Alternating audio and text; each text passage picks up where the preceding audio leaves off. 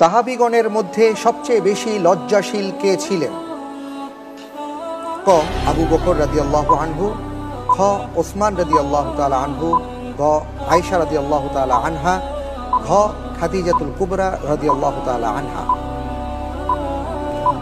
উত্তরটা যে হবে প্রশ্নের, তিনি হচ্ছেন ইসলাম ইতিহাসের তৃতীয় খলিফা এবং রাসূলের দুজন মেয়ের জামাতা হযরত উসমান বিন আফফান রাদিয়াল্লাহু তাআলা আনহু। অর্থাৎ উত্তর হবে খ উসমান রাদিয়াল্লাহু আনহু। লক করে দেওয়া হোক ওসমান রাদিয়াল্লাহু তাআলা আনহু।